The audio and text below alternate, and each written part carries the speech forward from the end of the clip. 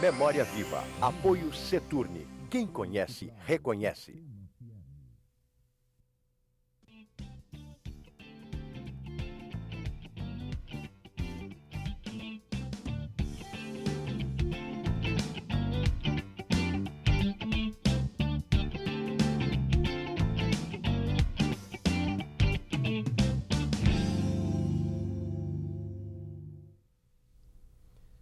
Olá! O programa Memória Viva da TV Universitária tem o prazer de receber hoje uma personalidade que é natural de Areia Branca, aqui mesmo no Rio Grande do Norte, tem 69 anos, é advogado e tem tido uma projeção verdadeiramente vertiginosa na sua vida jurídica.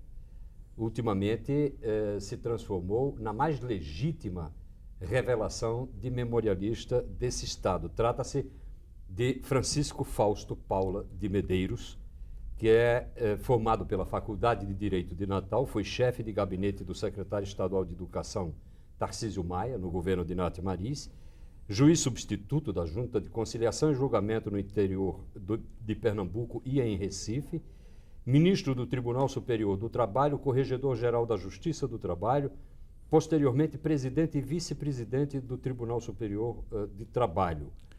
É autor dos livros O Vinho Negro da Paixão e Viva Getúlio, As Areias Brancas da Memória, que é uma memória verdadeiramente espetacular. Atualmente, Francisco Fausto é ministro aposentado do Tribunal Superior do Trabalho.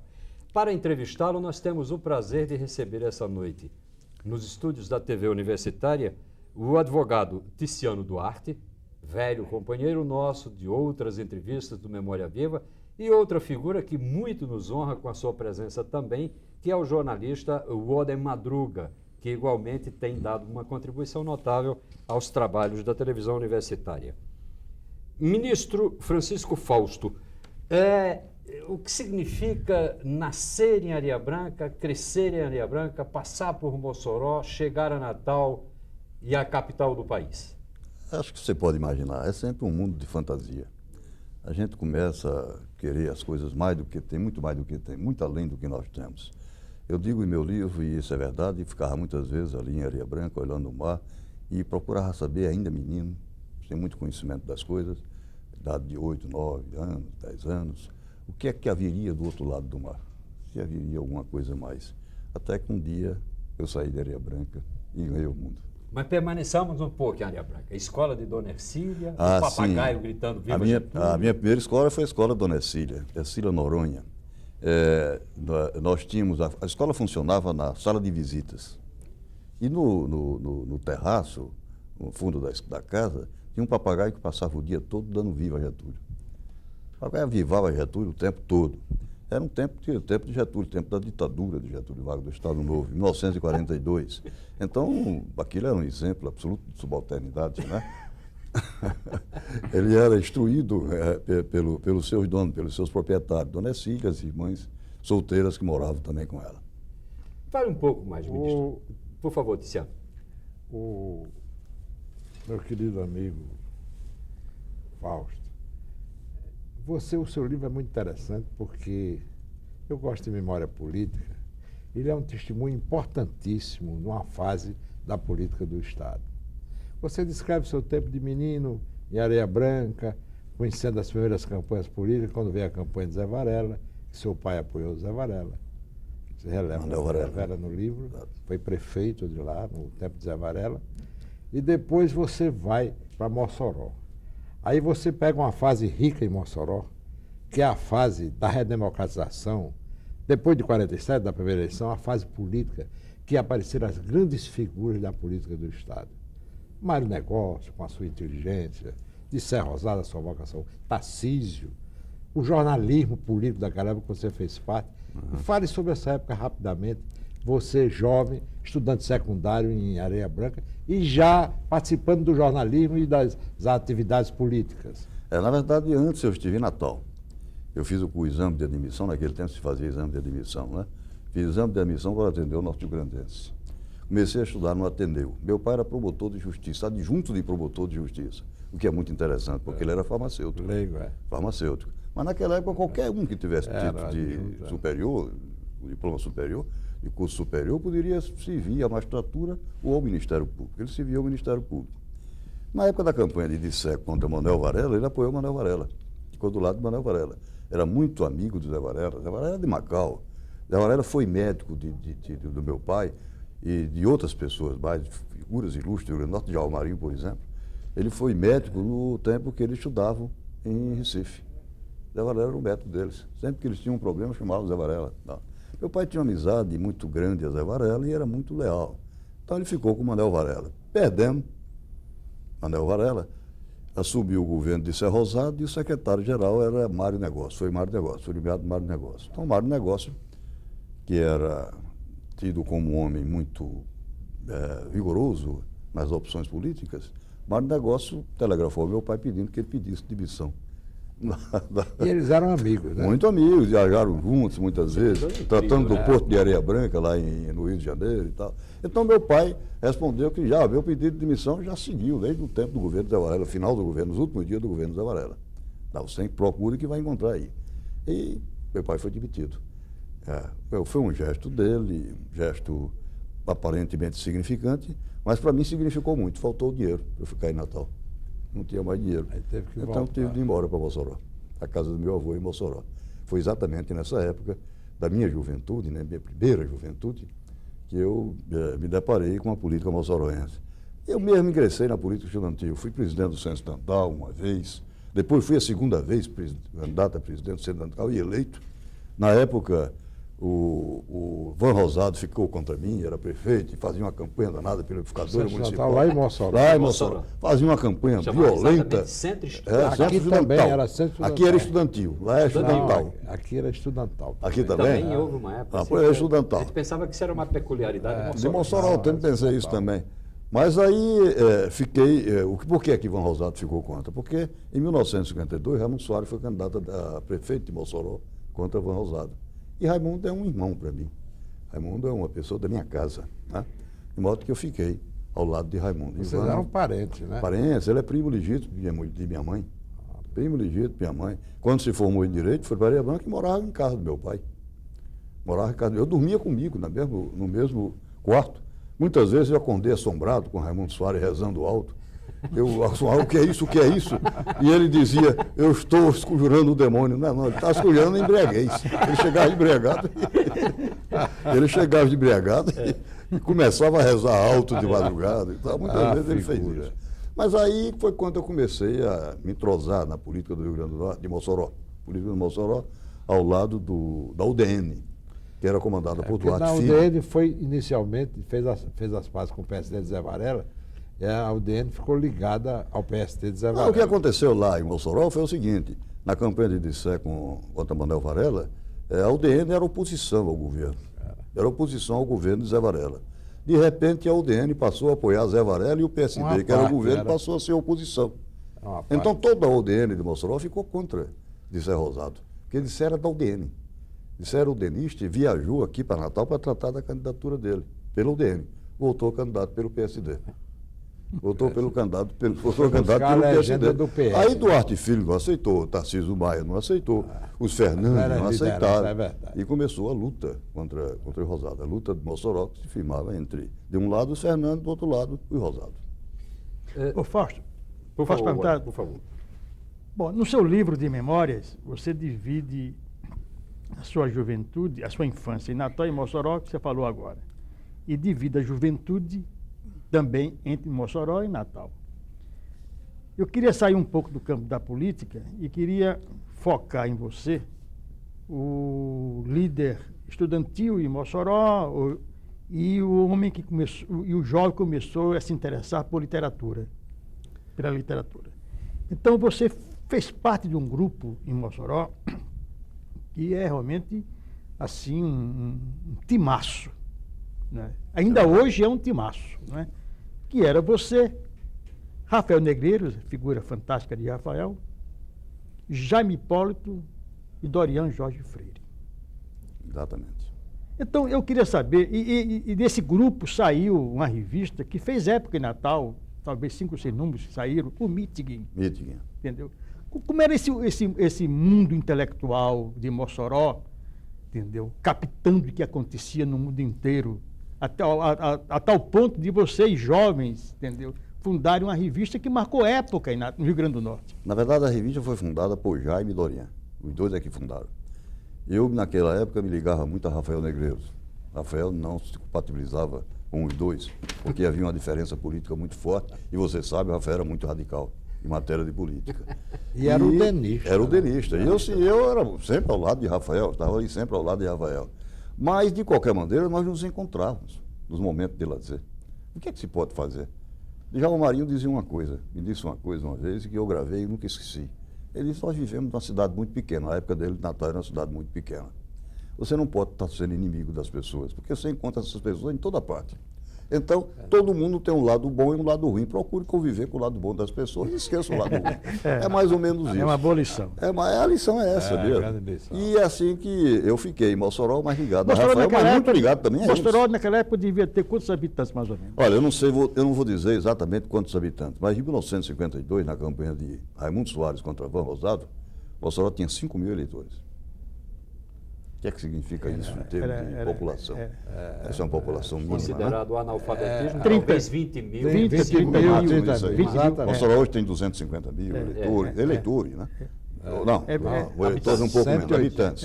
180 mil eleitores. De modo que Mossoró era muito pequeno naquela época, e Natal também. Natal era uma cidade muito pequena e muito gostosa, né? E como era esse universo intelectual que vocês faziam? Bom, nós sempre nos encontrávamos a toda hora, à noite nós sempre nos reuníamos. Eu, Rafael, Dorian, Jaime Hipólito, Teodoro Nildes, né? Bojinho aparecia, muita criança ainda aparecia por lá também. E havia esse grupo, e Pedro Batista de Melo, que era uma figura extraordinária, um comunista extraordinário. Ele me lembra muitos personagens de Graciliano Ramos, né? Aquelas figuras macambúzias, né? Aquele troço assim meu. E Pedro Batista era assim, mas profundamente inteligente. Eu até cito um episódio comigo, no meu livro. Nós estávamos, eu ao lado de Pedro Batista, assistindo a procissão de Santa Luzia. Quando passou a procissão, Pedro Batista ficou olhando, botou a mão no queixo e disse: já pensou, todo esse povo numa revolução comunista? Pedro era ótimo, uma pessoa ótima. Um intelectual também, uma pessoa de grande projeção na cidade. Bom, eu gostaria de retroagir um pouco, porque o Oden levantou uma questão que acho que é fundamental para o desenvolvimento da nossa conversa, que é a descoberta da literatura por Francisco Fausto. E há um momento na memória, neste livro maravilhoso, que até trouxe aqui, e aproveito até para fazer aqui um pequeno comercial, que é um livro que vale a pena ser adquirido, porque se as nossas entrevistas sempre carecem de tempo, né, para se consolidarem e mostrar a face por inteira dos entrevistados, um livro com cerca de 600 páginas já dá uma ideia razoável do que tem sido a brilhante vida deste nosso entrevistado. E ali está uma figura que é maravilhosa, que lendo os trechos nos quais ele aparece, me lembrou muito alguma coisa parecida com o Cinema Paradiso, que é a figura do seu avô, proprietário de um cinema em Mossoró, em Areia Branca, chamado Cine Coronel Fausto. É verdade. Né? É verdade. E que enfrenta uma situação terrível de um incêndio, depois de ter exibido um filme... Arthur de Paula, né? Arthur Paula, desculpe. Arthur Paula da Costa, que era tio de uma pessoa que você conheceu muito aqui, que é o Xixico, dono do Pax. Né? Xixico, parte do Rex. Dono do Rex. Era tio de Xixico, era. E esse incêndio... Sogro de Jabas Bezerra. E esse incêndio de resto cinematográfico ocorre após a exibição de Gilda. No filme Gilda. Nessa época eu estudava em Natal. Eu estudava em Natal e apenas tive notícia do que aconteceu. Largo isso no meu livro. Na verdade, começou a exibição do filme de Gilda e era a casa cheia, muita gente. Até porque se diziam que o filme era imoral, e já pensou, Rita Hayworth fazendo um filme imoral era um negócio extraordinário. Além de Rita Hayworth, tinha Glenn Ford. Glenn Ford era um camarada que trabalhava em cine, em filme de cowboy. E o que interessava em Areia Branca era filme de cowboy. Ninguém em Areia Branca, exato. Ninguém gostava de filme de amor. Né? A gente gostava era filme de cowboy. Esse que era o filme. Tiro. Exatamente. Então, era muita gente. E eu conto até o fato de Cecília Tchaquinoca, que fazia preparava a igreja, os altares, né? Levava as flores. Era uma pessoa que auxiliava o beata padre de Ismar, plantão da era uma cidade. beata de plantão. Olhou para meu avô e disse, mas logo hoje, senhor Arthur, o senhor exibia esse filme no dia de Nossa Senhora dos Navegantes. O senhor não tem medo de castigo, não, foi só o que deu. O cinema pegou fogo. O cinema pegou fogo exatamente quando o Gilda estava naquela cena que ela começa a dançar, ameaçando tirar a roupa. E foi, além do incêndio, uma decepção enorme para todo mundo. Interessantíssimo. Mas olha, eu queria recuar um pouco o tempo. Você é neto do Coronel Fausto. E o Coronel Fausto foi uma das grandes figuras do Estado, né? Intelectual, historiador, né? Um livro publicado. Mas você faz uma revelação no livro que o Rio Grande do Norte não está aproveitando essa revelação para pesquisar mais ainda. Você faz uma revelação, vou ver se eu entendi. Você fala num cidadão chamado Paulo Ribeiro Dantas. É Paulo, não? Não, é Um Ribeiro Dantas. Ribeiro Dantas. Eu agora O pai de esqueci. Orlando Ribeiro Dantas. É o pai de Orlando Ribeiro Mas Dantas. isso é que é impressionante. Ele era o braço direito Era do Orlando coronel. mesmo, Orlando Ribeiro Dantas. Era o braço Orlando era filho, direito Orlando do Ribeiro Dantas, coronel. filho. É. Então, com a queda do coronel, com a vitória da Revolução 30, ele ficou negociando nas estradas Em Pernambuco, no de interior de Pernambuco. Pernambuco. interior de É verdade. E agora eu quero saber o seguinte: Orlando Ribeiro Dantas nasceu em Areia Branca? Nasceu em Areia Branca. Orlando Ribeiro O Rio Dantas Grande do nasceu em Areia Norte não Branca. sabe disso. É porque naquela época havia grande disputa política entre o Coronel Fausto de um lado e o Coronel Liberalino do outro. É. O Coronel Liberalino é o sogro de Jorge Caminha, não sei se você chegou a ouvir falar dele. A disputa era entre os dois proprietários de Salinas, os dois milionários, ricos, homens ricos. Meu pai foi um estudante rico, estudou aqui no Marista, antigo Colégio Santo Antônio, né? Onde hoje funciona a Igreja do Galo. Estudou no Colégio Recife, Santo Antônio. almoçava no restaurante Leite, imagina. Almoçava na época no restaurante Leite. Depois é que meu pai ficou pobre, porque antes de fazer o testamento, o velho Francisco Fausto, Chico Fausto, morreu, né? E aí ele não teve nada. Mas quando chegou o movimento de Revolução de 1930, o Coronel Fausto ficou contra os revolucionários e o Coronel Liberalino a favor. Vencendo o Coronel Liberalino e montou a máquina política e governamental que existia em Areia Branca, montada pelo Coronel Fausto. E um homem que auxiliava o Coronel Fausto em tudo, era o lugar-tenente do Coronel Fausto, era exatamente o pai de Orlando Ribeiro Dantas. Orlando Ribeiro Agora Dantas. você vê o seguinte: Orlando Ribeiro Dantas, o que é que significou Orlando Ribeiro Dantas para este país? Dirigiu o jornal mais importante Na dessa época, sim. que foi o Diário de Diário de Notícias. Era o Notícias. dono, o proprietário. É verdade. Todas as gerações, essa grande geração desse país de jornalismo, a mais antiga, é verdade, passou pelo Aderbal Diário de Notícias. França. Passou pelo. A Derbal de França, não sei se andou lá. Exatamente. A Derbal de França era aqui em Natal. Não, mas sei ele se esteve ele no andou Rio. por lá. Não, ele Deve esteve ter no Rio. andado A por vida lá. mundana. É. Deve ter o livro- andado também. Agora, eu sei, por exemplo, de uma pessoa, até parente de Fausto, que foi muitos anos revisor lá, empregado por ele durante o tempo de estudante. Milton Marinho, irmão de João Marinho. Milton me falava, disse que eu fui revisor. Então, Milton conhecia todos aqueles jornalistas antigos do Rio. Mas ele foi uma figura importante na vida jornalística. Pois é, mas desse aí que eu país. queria completar a história do Coronel Fausto com o Coronel Liberalino, é que por conta dessa coisa, o Orlando Ribeiro Dantas saiu para o interior de Pernambuco. E vendia remédio montado no jumento. Numa dessas viagens ele morreu. A família veio saber tempo depois. Ele morreu enterrado na estrada e tal. A família veio saber muito tempo. Um belo dia, chega em Areia Branca, um senhor já velho, procura meu pai. E um abraço muito grande, confraternizaram, um reencontro, e ele disse que queria ver a cidade. E começou a andar com meu pai pela cidade, em cada lugar ele recordava. Isso aqui eu estudei aqui, eu brincava aqui, eu fazia isso aqui, criança aqui em Areia Branca. Até que ele disse, eu quero conhecer um amigo, um grande amigo meu, da época, Luiz. Eu quero conhecer o Jorge Caminha. Meu pai, sim, vamos na casa de Jorge. E foi caminhando na casa de Jorge. Aí no caminho meu pai disse o seguinte, olha, Jorge Caminha casou com a filha do Coronel Liberalino. Ele disse, então não quero mais ver. Era Orlando Ribeiro Dantas. Você vê o que é a questão política, como tem influência, porque Jorge Caminha era um sujeito extraordinário. Um homem Não mudou extraordinário. muito, não, né? Nós vamos, Não muda tanto, é mais ou menos, vai. Vamos por aí ainda. nós vamos pedir permissão, ministro Fausto, para fazer um pequeno intervalo e no próximo bloco conversaremos sobre a trajetória dessa personalidade na área jurídica, que é uma coisa verdadeiramente extraordinária. Nós voltamos dentro de instantes.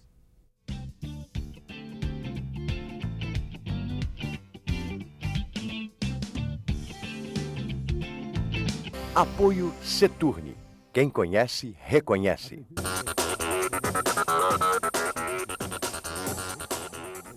Universidade Federal do Rio Grande do Norte informa aos alunos, funcionários e à população alguns cuidados que se deve tomar para se prevenir contra o vírus H1N1. Surgindo sintomas de gripe, procurar e seguir orientações médicas. O aluno deve notificar sua situação à coordenação do curso. Evitar aglomerações em ambientes fechados com ar-condicionado, mantendo-se em locais abertos e procurar abrir janelas e portas para permitir a entrada de luz solar e ventilação. Tomar medidas de higiene tais como, ao espirrar ou tossir, usar lenços descartáveis para cobrir o nariz e a boca, lavar as mãos com água e sabão regularmente ou utilizar o álcool gel. Evitar levar as mãos aos olhos e à boca, não compartilhar alimentos, copos e objetos de uso pessoal. O FRN, a prevenção é o melhor remédio.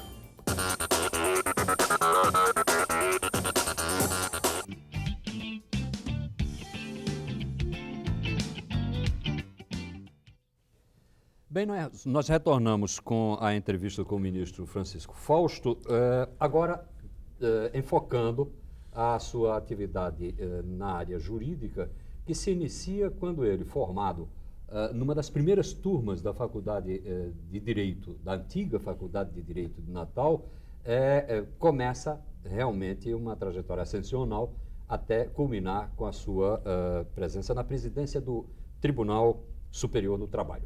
Ministro. Na verdade, eu substituí aqui em Natal o doutor Alvomar Furtado, o presidente da Junta. O doutor Alvomar Furtado, por sua vez, substituiu o doutor Bruno Pereira, que é um grande juiz e um grande jornalista, né? Na época, um panfletista. Um grande jornalista. Panfletário. Exatamente. Então, houve eu substituí o Alvomar, fiquei aí algum tempo na presidência da Junta, isso a partir de 1968. 10 anos depois, entrei lista tríplice para o Tribunal Regional do Trabalho no Recife. Na época, nós não tínhamos Tribunal do Trabalho nem na Paraíba, nem no Rio Grande do Norte. De modo que nós éramos da jurisdição do Recife. E eu fui promovido por merecimento o Tribunal do Recife, com um detalhe dessa minha promoção. É que o primeiro lugar da lista era Edgar Lacerda. Eu era o segundo, do Rio Grande do Norte, Edgar do Recife. O terceiro era do Recife, era Acuac. Quem apoiava Edgar era o vice-presidente da República, o general Adalberto. Ele estava apoiando o Edgar. E eu tinha o apoio, através de Tarcísio Maia, do general Goberi. E de Djalma Marinho, do ministro Armando Falcão. Tinha o apoio dos dois. Mas a nomeação passou por um ano, levou um ano. Eu levei um ano, a lista tríplice lá para sair uma nomeação. Ficou uma disputa terrível do general com eles dois. Até que um dia eu recebo um telefonema de Tarcísio Maia, governador. E ele leu para mim um cabograma, na época era cabograma, né? Do general Goberi comunicando a minha nomeação. Eu tinha uma viagem já marcada para Recife, no dia seguinte, de manhã bem cedo, com a Luísa Rodrigues. No dia seguinte, a Luísa passou, o jornal já estava dando, que eu tinha sido nomeado, a Luísa já sabia pelos jornais. E cheguei em Recife e ficou todo mundo surpreso. O diretor do tribunal disse: como, você foi nomeado? Fui nomeado. A notícia que eu tinha é que fui nomeado. Você tem certeza? Eu começo a não ter mais. Mas eu fui nomeado, fui. Disseram que eu tinha sido nomeado, disseram. Foi o que aconteceu. O general Ernesto Geisel viajou para a Alemanha. Foi aquela célebre visita que ele fez à Alemanha, que é a origem dele, por lá. Ele era de origem germânica. Viajou para a Alemanha. Quando viajou para a Alemanha, subiu o vice-presidente. Certo ponto, está nomeado Edgar Lacerda. Resultado, fizeram coquetel, discurso, muita coisa para Edgar Lacerda no Recife. E eu cheguei lá e acabei com a festa deles. Eu que tinha sido nomeado mesmo. Quer dizer que o Geisel, antes de viajar, deixou o decreto assinado da decreto de nomeação. Tanto assim que Goberi telegrafou e falou com Tarcísio Maia. Aí eu fiquei no Recife em 78. Lá, de fato, foi uma grande experiência da minha judicatura. A maior experiência que eu podia ter. A maior experiência que um juiz do trabalho pode ter, eu diria mais, de qualquer juiz, qualquer magistrado pode ter. Porque o que acontece em Pernambuco, na zona da mata, né, na área canavieira, é uma coisa difícil, complicada. Aquilo é muito complicado, é muito difícil. O grande dissídio coletivo lá era exatamente os canavieiros. A cada ano, a disputa por direitos trabalhistas motivava a morte de um lado e do outro. Os patrões matavam, os canavieiros matavam também. Era sempre assim. Com um problema muito grave. Como desarmar os patrões? Porque você desarmava os patrões, os seus prepostos, mas acontece que o trabalhador trabalhava com uma foice, que é uma arma branca, não deixa de ser uma arma branca poderosa. Ficava difícil. O preposto dizia: eu não posso mais fiscalizar. Se ele está com a arma, eu estou desarmado. não é? Isso criava um impasse muito grande. Mas, finalmente, nós fizemos uma boa jurisprudência no Tribunal do Recife, entre outras coisas, nós instituímos, a nível pretoriano, nós instituímos o salário-família para o trabalhador rural. Salário-família que ele não tinha. Nós fizemos isso com fundamento nas teses de Josué de Castro, Geografia da Fome, etc. Por quê? Porque eles tinham nanismo, eles sofriam de nanismo. Todos eles lá sofrem de nanismo, né? Na zona da mata. As crianças não se desenvolvem, são criadas normalmente. De modo que o salário-família era fundamental para que elas pudessem ter um desenvolvimento normal, né? E fizemos outras coisas mais na jurisprudência, de tal maneira que o Tribunal do Recife se destacou no país como um tribunal que eles diziam progressista, para não dizer comunista. Né? Para não dizer que é comunista. Mas tinha como colega seus umas figuras, tinha o Duarte Neto. Alfredo Duarte Neto foi um dos homens mais extraordinários que eu conheci na minha vida. Alfredo Duarte Neto era um homem inteligente, culto, poeta, crítico literário, crítico de cinema, cronista, jornalista. Ele foi tudo. Foi tudo. Era filho de um desembargador pernambucano. Mas a avó dele era índia. Tinha descendência. Né? Eu queria retomar um pouco aqui um assunto sem sair da área jurídica, que é assim, vocês, inclusive, certamente têm uma grande contribuição, tanto o Oden quanto o Ticiano. É que Francisco Fausto se formou na segunda turma da Sou da segunda turma da Faculdade de Direito. Exatamente. Segunda turma. turma. Momento que vocês conviveram, que vocês sim, com o Oden, sim. Vivenciaram contemporâneo. todo um clima, o Oden. Nós fomos da mesma turma, só Então. que eu perdi um ano, não é? E eu saí na terceira turma, que tinha uma figura também do nosso afeto especial, que era Márcio Marinho, cunhado de Fausto. E Berilo? Não, Márcio Marinho. Não, diga Berilo. Berilo foi da primeira turma. Berilo era da primeira. Berilo era da primeira. O Ticiano não era da faculdade dele, mas nós convivíamos Eu muito era na mais época. velho. Nós convivíamos muito na época. Né? No curso de Direito não tinha faculdade. Isso é no decano, não é? O decano. Mas nós convivemos Vamos muito. recordar um naquela pouco hora. essa época aí. Na verdade, quando eu cheguei aqui em 1956, eu vim trabalhar com Tarcísio Maia na Secretaria da Educação, o início do governo de Dinato Mariz. Eu vim no avião da NAB com Tarcísio. Chegamos aqui e no dia seguinte, a posse de Dinarte, né, com muitas festas, banquete, como sempre, na escola doméstica. Né, e toda aquela coisa. E, finalmente, nós começamos a Secretaria da Educação. Isso no dia 31, dia 1º, já começamos a trabalhar na Secretaria da Educação no gabinete Celestino Pimentel, no Ateneu Norte Grandense. O gabinete Celestino tinha um birô e uma cadeira. Tudo que tinha no gabinete Celestino. Era um homem extraordinário, Celestino, né? Um birô e uma cadeira. Para fazer as comunicações de posse, Tarcísio se levantava, eu me sentava e batia na máquina. Né? Batia na máquina, comunicando a posse, o secretário, o novo secretário, etc. Ele assinava. Exato. Até que uma semana depois, Tarcísio disse, bom, já temos sede nova. Qual é a sede nova? A Vila Potiguar. Funcionava na Vila Potiguar o departamento de pessoal. E a diretora era a dona Nani. Né? Dona Nani saiu, foi trabalhar no Palácio, se instalou no Palácio e nós ficamos na Vila Potiguar. Uma vila que eu conheci no tempo do governo Zé Varela, que era tudo muito diferente, muito bonito naquela época, né, do governo Zé Varela, a residência do governador, muita prata, muitos cristais, cortinas, tapetes, era tudo muito bonito. Já na minha época não tinha nada disso, exceto alguns móveis bons, bonitos também, estilo Luiz XV, que foram doados por Tarcísio à escola doméstica, através de Dona Noilde, né? Os móveis que Dona lá Noilde estão, Ramalho, são exatamente. bonitos. Foram Tarcísio doou, que eram da Vila Potiguar, doados para a escola doméstica. E 15 dias depois eu fiz o vestibular para a Faculdade de Direito de Natal. Fiz o vestibular, fui aprovado, fiquei aí estudando Direito e trabalhando com Tarcísio Maia. Naquele tempo o secretário tinha um status bem maior, não é? Era uma coisa assim, não era fácil ser secretário, não é por nada, era que fossem melhores do que os de hoje. É que eles tinham uma representação política maior. O secretário era escolhido entre chefes políticos. Tarcísio representava a chefia política no Oeste.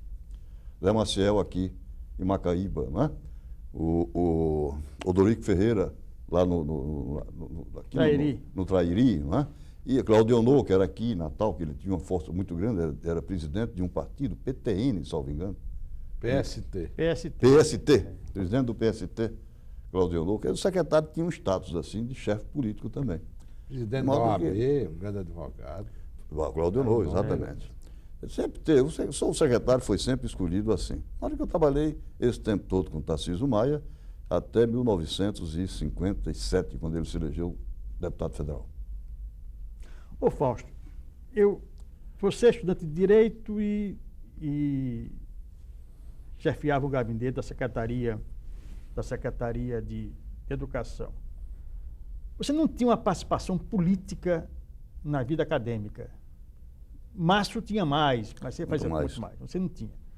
Você era um intelectual já, entendeu? Não sei se essa palavra se enquadra bem dentro do Espírito, entendeu? Mas você era muito o homem de ler e escrever. Você já se revelava um escritor, e lá na faculdade nós comentávamos isso, né, do seu talento, da sua cultura, etc. Eu pergunto a você, essa pergunta eu devia ter feito há anos atrás. Você tinha vocação para a vida de juiz? Olha, eu não diria que tinha vocação para a vida de juiz. Eu sempre pensei em ser advogado. Antes disso, eu pensei em ser político, na época em que fazia política estudantil em Mossoró, né? Eu tinha muita vocação para aquela política que se fazia por lá. Mas, na verdade, de repente, eu verifiquei que não havia espaço político para mim. Era muito difícil o espaço político pertencendo à família de Djalma Marinho. Por quê? Porque tinha Márcio Marinho, tinha Ney Marinho e outros mais, Milton Marinho, etc. Né? Não havia espaço político. Eu achei, então, que ingressando na magistratura e me dedicando de corpo e alma à magistratura, eu poderia fazer alguma coisa na vida. E passei a trabalhar nesse sentido. Daí que, para mim, a Justiça do Trabalho foi uma revelação extraordinária. Tanto assim que eu recebi um convite de Djalma Marinho para advogar com ele em Brasília. E eu disse que não queria. Porque eu tinha muita confiança no futuro da Justiça do Trabalho. É verdade que naquela época, isso já deve ter quantos anos? Uns 40 anos ou mais. Naquela época ele me disse, mas estão dizendo que vão acabar com a Justiça do Trabalho. Você imagina, desde aquela época, né? Eu disse, bom, mas se acabar eu saio e vou fazer outra coisa. Enquanto não acabar, eu fico por aqui mesmo. E fiquei na Justiça do Trabalho. Fiquei e não me arrependo. A experiência em Recife foi extraordinária. Sua trajetória é exemplar. Até pela inovação da prática jurídica também, dos conceitos do direito mais moderno, que se aplicado no social. Um pensamento novo. Entendeu? A magistratura, isso, mais avançado. Ele me deram esse condão, quando você foi presidente do Tribunal Superior, você era notícia, o seu nome era noticiado todos os dias na grande imprensa brasileira. Veja uma bem, luta que você essa é uma parte que eu não sei se a gente não está adiantando um pouco, se eu chegar lá, está na época de chegar lá. Tudo bem, estamos numa conversa. A presidência do Tribunal Superior do Trabalho. Na verdade, quando eu cheguei em Brasília, no Tribunal Superior do Trabalho, o tribunal era um tribunal muito conservador. Sempre foi um tribunal muito conservador. Tanto assim que eu comecei a dar alguns votos e eles me diziam que eu era muito regionalista. E eu, ao invés de me sentir ofendido, pelo contrário, me sentia feliz com a observação. Eu sempre fui regionalista. Eu nunca fui muito com a cultura sulista, de punhos engomados, como diz Gilberto Freire, né? Não era exatamente essa a minha tendência intelectual. De modo que eu me sentia bem com isso. Mas comecei a ser muito vencido. Por exemplo, o salário família de que eu falei, do trabalhador rural, meu primeiro voto foi de concedendo o salário família. E então, Coqueijo Costa foi quem me chamou a atenção, mas não pode. O senhor não pode votar contra o enunciado de súmula do TST. O senhor pode propor a mudança do enunciado, depois vota contra. Pode até pedir a suspensão do julgamento. Eu não podia pedir a suspensão do julgamento, coisa nenhuma. E comecei a pensar, um dia eu chego onde quero chegar e vou levar o tribunal para onde eu acho que ele deve ir. E assim foi. Quando eu cheguei à presidência do tribunal, eu preferia fazer uma opção, ou ficar sentado no gabinete do presidente, assinando papéis, nomeações, demissões, férias, verbas para tribunais regionais de todo o país, construção de tribunais, de fóruns, etc. Ou então partia para uma outra atividade que era a que mais me entusiasmava, que era a atividade política, no bom sentido, a política judiciária. E aí, a primeira visita que eu recebi no meu gabinete foi de uma comissão composta por um representante da OAB, nacional, por um representante do Ministério Público do Trabalho, um representante da Pastoral da Terra, que era Frei Henri de Béziers, com quem hoje eu tenho uma grande afinidade, e um representante da Organização Internacional do Trabalho. Eles foram me levar a notícia do trabalho escravo no sul do Pará. Além da notícia do trabalho escravo no sul do Pará, eles traziam provas contundentes de crimes praticados pelos fazendeiros. Por quê? porque no arredor da fazenda eles encontraram ossadas humanas. Isso me impressionou muito, me impressionou demais. Então, nesse mesmo dia, eu dei uma entrevista coletiva no meu gabinete, com várias estações de televisão, jornais do país, etc., falando sobre o trabalho escravo. Disse horrores a respeito do que havia, do relatório que havia recebido dessa comissão. Uma coisa muito assim, muito forte, na verdade foi muito forte. Tanto assim, que no mesmo dia eu recebi um telefonema de Paulo Jubim, que era ministro do Trabalho. Ele me dizia, olha, o presidente Fernando Henrique me pede para ir até aí, queria conversar com o senhor. Eu teria que levar um recado do presidente para o senhor. Pois não. Recebi o ministro do Trabalho e ele me disse, o presidente Fernando Henrique está revoltado com isso e disse que vai tomar providências imediatas. Tudo bem, eu fico aguardando. Depois eu fui chamado, 2 dias depois, para uma reunião no gabinete do ministro do Trabalho, Paulo Jubim. Nessa reunião, eles falaram sobre o trabalho escravo, mas me pediram o seguinte, porque eu havia lançado a ideia de uma vara itinerante do trabalho. Eu lancei a ideia das varas itinerantes do trabalho, que hoje estão funcionando. Eu achava que no interior do Pará nós teríamos de fazer isso, porque por todas as grandes distâncias, e até que essa vara funcionasse através de lanchas ou qualquer coisa assim, de barcos, né, via fluvial. E eles me disseram o seguinte, nós ouvimos tudo o que o senhor disse, a respeito, inclusive, da vara itinerante do trabalho, queremos um projeto. O senhor nos deu um projeto. Pois não, vou mandar fazer o projeto. Não, mas nós queremos isso para a semana que entra. Bom, tá certo, a semana que entra eu vou mandar o projeto. Só que eu não tinha ainda muita ideia do que ia fazer. E pedi aos meus assessores do gabinete da presidência que preparassem um projeto, como também pedi ao Tribunal do Pará, que estava mais perto da questão, que preparasse um projeto sobre as varas itinerantes. Foi preparado. Na semana seguinte eu cheguei com 2 projetos, não um, mas 2. O do Pará e o meu. E aí fui surpreendido na reunião com muita gente. Eu fui surpreendido com a reação do ministro do Trabalho. Ele disse, dentro de 45 dias, nós vamos opinar sobre esses projetos. Aí pediram para fazer o projeto em uma semana e pedem 45 dias para opinar sobre o projeto. Aí eu saí e disse de novo um ato de desaforo pelos jornais.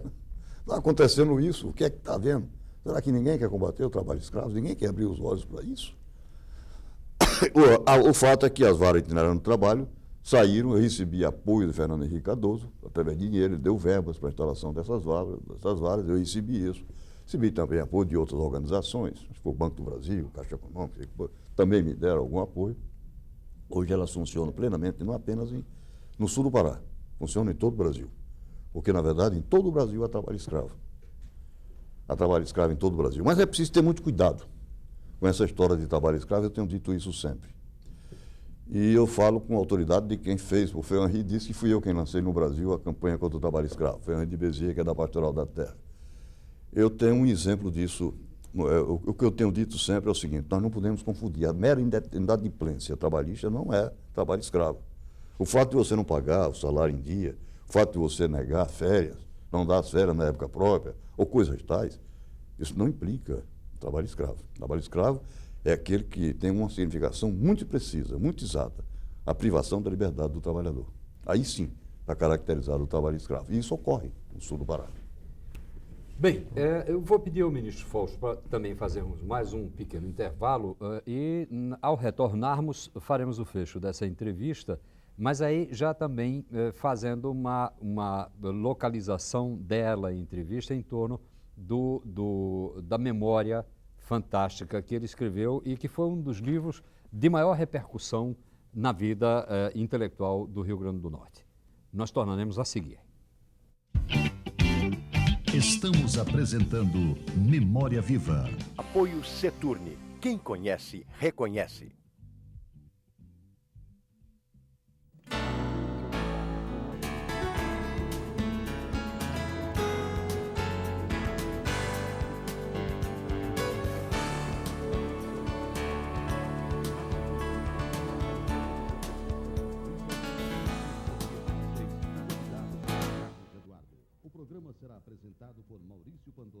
Você já pensou como é não saber ler? Não reconhecer as palavras e por isso não ter oportunidade no mercado de trabalho? Você que teve a oportunidade de estudar, seja um multiplicador.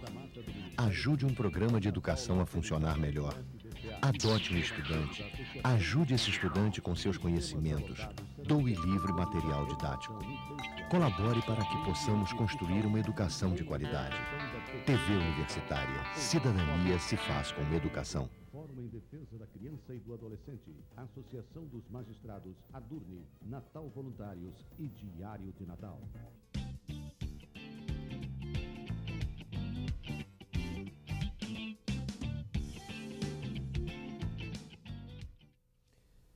Bem, nós retornamos com a entrevista com o ministro Francisco Fausto e agora tentando fazer com que o foco seja mantido sobre a questão da memória, né, que ele tão bem explorou no seu livro Viva Getúlio, as Areias Brancas da Memória, porque é um livro de tal maneira rico no cenário intelectual do Rio Grande do Norte que nos obriga a retornar a ele.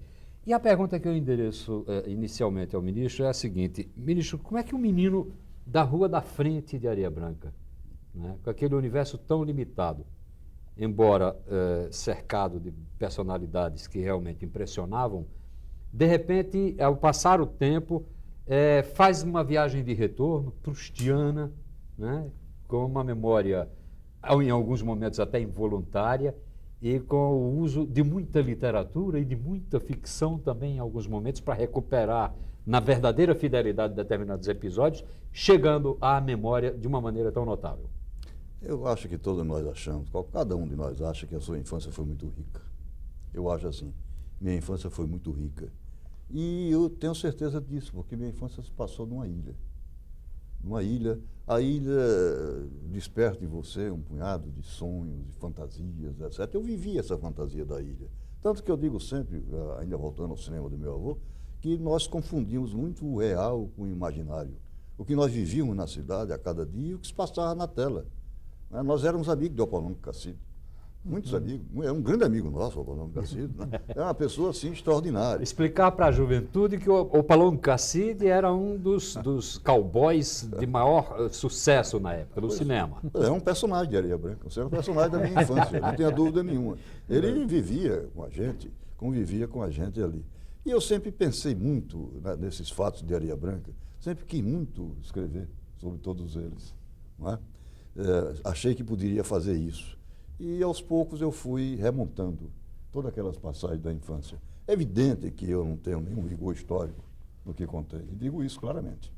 Eu disse no meu livro, eu não tenho nenhum rigor histórico. Algumas histórias eu conto pelo poder de percepção. O poder de percepção não é exato, não é escolástico, não há uma coisa... simultaneidade do tempo de que você fala já na abertura. Perfeitamente. É isso. Mas o que importa é que aquilo me chegou daquela maneira, aquela história me chegou daquela maneira. Então, todos os fatos que eu narro de Areia Branca no meu tempo de infância são fatos que eu vi como criança, com os meus olhos de menino. A queda do avião, que vinha da África, né, no tempo da guerra, em 1942, 43 mais ou menos, o avião vinha da África, foi abatido na África, o avião americano, e caiu entre a Barra e a cidade de Areia Branca. Caiu no rio, no mangue. Os americanos ficaram assombrados com a queda do avião, com medo de descer. Quando desceram, a água dava na cintura de cada um. Era uma coisa muito... E eles todos foram levados para um bar que ficava na esquina da minha casa, na Rua da Frente. E quem foi recebê-los foi o meu pai, que era prefeito, e o doutor Gentil Fernandes, que era médico. Por que doutor Gentil? Porque era um que falava inglês em Areia Branca. Só que ninguém entendeu o inglês dele. Nem os americanos entenderam, nem ele entendia. Doutor Gentil traduzia filmes americanos, mesmo com legenda, né? Exato. Mas a pronúncia dele não era grande coisa. Não era grande coisa, ele deu uma confusão muito grande. Os americanos não sabiam o que é que ele queria, ele não sabia o que é que o americano estava dizendo. Até que se entendeu, o que era fácil de entender. O avião vinha da África, foi abatido lá, quer dizer, foi atingido lá e caiu em Areia Branca. Com aquele detalhe que eu também conto no meu livro. Chegou depois, tempo depois, chegou uma comissão lá, vindo do Natal, da base aérea de Natal, base era americana, da base americana, para fazer uma investigação, saber as causas do acidente. E chegaram lá e contaram mais nada. Né? Não tinha mais poltrona no avião, não tinha paraquedas. Naquele tempo, paraquedas era de seda. Era feito de seda. Não tinha paraquedas, não tinha nada. E os americanos saíram frustrados, não contaram mais nada dentro do avião. 15 dias depois, na praça de Areia Branca, no rodete da praça, as moças ficam rodando, o rapaz olhando, era todo mundo vestido de seda branca, tudo que era mulher. Os paraquedas dos americanos. Para que essa vingança. Mas Mossoró foi outra Macondo sua, de uma certa maneira, embora fosse na Sim, no período Mossoró da foi exatamente depois adolescência, que eu né? saí de Natal, vou atender o que fui para Mossoró. Aí quando eu convivi com Jaime, Dorian, Rafael Negreiro, Pedro Batista, Borginho, muito criança ainda. Padre Bota. Helder. Sim, Padre a Bota, história uma de Padre admiração. Bota, Mas, aquela coisa Fausto, eu toda. queria que você rapidamente, que se o horário é curto aqui, fizesse um perfil rápido dessas, porque a nova geração não está sabendo localizar essas pessoas na história do Rio Grande do Norte. Né? Jaime Hipólito, Dorian Jorge Freire, Rafael Negreiros. Esses três grandes figuras da inteligência do Rio Grande do Norte. Três grandes figuras geniais. Exatamente.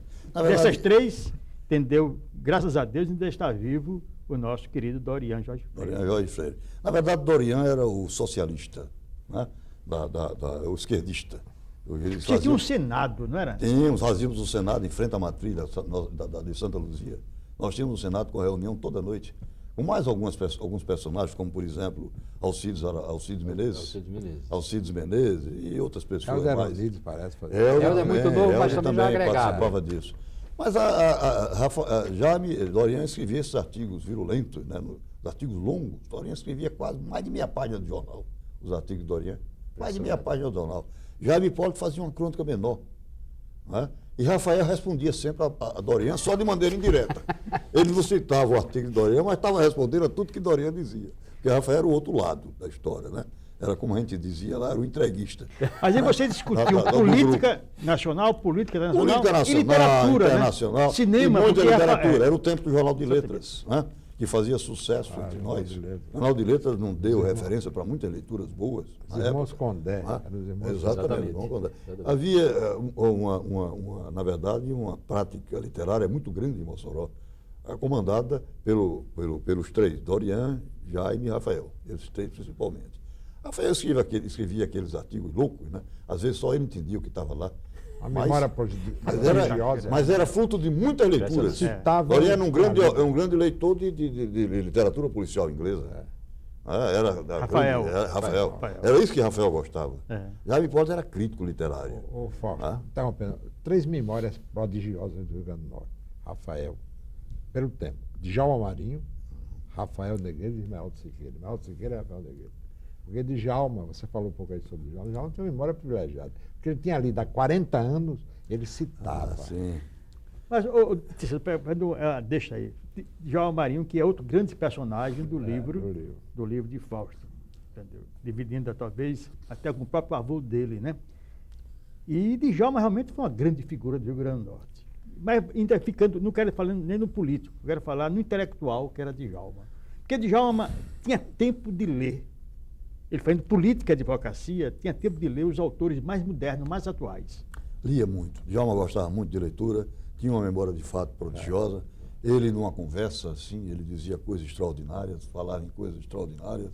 Era um homem que sabia não apenas literatura, sabia filosofia, sabia o direito não como direito positivo, mas o direito como ciência, o direito como arte literária, né? Até como arte literária. Tudo isso Djalma era um homem que dominava toda essa matéria. Conto até, eu não sei se está no meu livro, mas eu contei esse fato. E passou comigo. Eu estava no terraço de Djalma Marinho, Djalma Marinho e Grimaldo Ribeiro. E foi servido o uísque. Djalma, quando começava a beber o uísque, ele ficava mais brilhante, ele ficava mais falante. Né? E nessa hora chega alguém, o senhor chega, um pai meu maltrapilho, chega para falar com ele, entra no terraço ali. Ele diz, cavaleiro, alguma coisa, vinha para cá. E o cavaleiro entrou. Ele diz, vamos tomar um uísque? O cavaleiro tomou uísque. Pois não, tu ficou tomando uísque. E ele discutindo filosofia com o Grimaldo. E ele dizia umas coisas lá o cavaleiro confirmava com a cabeça, não tinha dúvida nenhuma e tal. E depois, já no final, ele olhou e disse, enfim, cavaleiro, o que é que o senhor quer? Ele disse, eu quero uma esmolinha, pelo amor de Deus.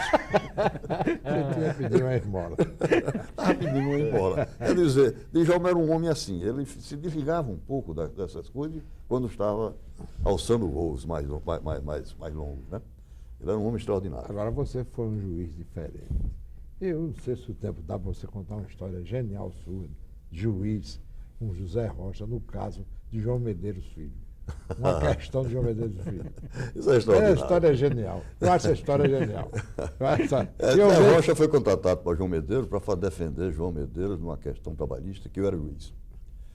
E a questão trabalhista era numa granja que o Medeiros tinha. Lá no empregado caminho, da granja. No caminho de Macaíba, de Mossoró, ali na reta da Tabajara, mais ou menos ali. E quando o Zé Rocha começou a falar, pediu, senhor presidente, Zé João Medeiros, espere um momento. Aí contou a história e fez a defesa sozinho, e o Rocha ficou calado. E ele continuou falando, falou. Finalmente ele dizia o seguinte, na verdade a defesa dele foi mais de lamentações. Ele dizia o seguinte: um mamão na minha granja sai por uma fortuna, sai por um saco de mamão que ele compra você paga pela feira. É uma coisa extraordinária. E ainda tem um camarada lá, que eu não sei, não me lembro o nome dele, que bota na granja dele minha vida. Minha vida. Ele ainda faz isso. Como é que o homem pode? Ele fez isso e saiu, foi embora. Eu marquei o julgamento para outro dia e julguei contra João Medeiros. Só que ele disse: Zé Rocha, você vai pagar e dizer a João Medeiros que ganhou. E foi o que Zé Rocha fez. Pagou e disse a ele que ganhou. Ele morreu sem saber que tinha perdido essa questão. Mas, hein, Fausto, era outra grande figura do Rio Grande do Norte, doutor João Medeiros. João Medeiros é um ser extraordinário, é um homem extraordinário. Culto, brilhante, É boêmio. um homem de nossa época, né? De nossa época, entre os advogados, João Medeiros se destacava, né? De retórica. Se destacava. Ele fazia aquele juros extraordinário. Né? Era um homem de grande percepção. Saber jurídico, saber literário. Muito. E um ator, né? Mas enfim, Exatamente. No júri ele era um grande ator. Um grande ator. Né? Mas nós tivemos grandes figuras. Hoje eu estava falando, porque vinha para esse programa, eu estava falando com um amigo meu que lia aqueles livros de memória viva. Por exemplo, a Memória Viva de Aldo Fernandes é uma coisa extraordinária. Uma coisa extraordinária. Você quer ver outro que tinha uma memória viva extraordinária? É Enoque Garcia. Enoque Garcia, porque Enoque Garcia era um homem de interior, né? Ele tinha aquela voz assim sertaneja, aquele jeito sertanejo. Fazia questão de ser matando. Ele contava fatos extraordinários da vida política do Rio Grande do Norte, num tempo que não era o nosso tempo ainda, tempo que precede o nosso. Né? Uma história extraordinária que ele contava. Agora, outra figura também não. que você falou assim, lá do seu parente, outra figura foi Raimundo Soares. Né? Sem dúvida. Raimundo sem Soares, dúvida. olha, era completo, era orador, escrevia, tinha um texto lindo, entendeu? Era boêmio, tocava violão, cantava, era um homem completo. Só não sabia bater uma pé. notícia interessante a esse respeito, o ministro sabe disso. Silvério está escrevendo uma biografia dele. Silvério Soares, filho dele. Filho dele. Raimundo era um ser extraordinário e Raimundo, de certo modo, me abriu um pouco a Areia Branca, os espaços de Areia Branca, que eram pequenos, mas mais restritos ainda para mim, porque a minha mãe não me permitia sair para todo canto. Eu ficava ali, nos arredores. Todo canto? Então, Raimundo foi morar lá em casa. Quando se formou, chegou da faculdade. Ele levava você. Formou-se em Recife, Para os lugares proibidos. foi morar com a gente. Então, minha obrigação, todo dia, né, às 10h40, mais ou menos, eu saía pelos bares de Areia Branca, que não eram tantos, procurando Raimundo Soares. Para vir almoçar, porque o almoço era às 11 horas. O almoço era servido às 11 horas. Então, eu estava naqueles bares, e quanto no livro, inclusive, um desses, eu me lembro muito do discurso de Raimundo, fazia para o estivador. Aquilo ficou na minha cabeça. Ele dizia que, por conta do inusitado, o único preconceito que ele ainda respeitava na vida era andar vestido. Eles iam para o estivador e palma, muita palma, todo mundo vibrando. Era uma coisa extraordinária. Mas esse, ministro, um dos traços mais interessantes do seu livro, até onde eu pude perceber, é esse senso de humor, né, que o acompanha e que faz com que as narrativas de episódios que podem ser valorizados com humor se transformem em peças literárias extraordinárias. Há pequenos deles. Por exemplo, o episódio da agonia de Padre Mota, que é genial. É verdade. Mas essa história é verdadeira, dizem que é verdadeira. Padre Mota tem muitas histórias. Padre Mota era um ser extraordinário, era um homem extraordinário. Eu colocaria o Padre Mota no patamar dos grandes moçoroenses. Sem dúvida, sem dúvida. Que eu conheci na época, de todos os tempos. O Padre Mota estava muito doente e começou a se balançar e a gemer. Ele se balançava numa rede, ele dormia de rede, gemer. E Sinhazinha, era Sinhazinha. Sinhazinha passou e disse: Padre Mota não gema tanto, o senhor vai para o céu se morrer. Ele diz: eu sei, minha filha, mas já estou tão acostumado com Mossoró. Estou tão acostumado com o Mossoró, me deixa aqui. Né? Era figura. Eu não sei de extraordinário. Padre Mota é um homem fora de série. Mas o livro de Fausto, entendeu? Tem também essa grande qualidade, que era um painel de grandes figuras do Rio Grande do Norte. É uma espécie de comédia humana potiguar. Tudo tem do grande político, tem do homem boêmio mais simples, né? Entendeu? Tudo do intelectual, as figuras de infância, né? as figuras de areia branca, de Natal, tudo, esse universo fantástico, né?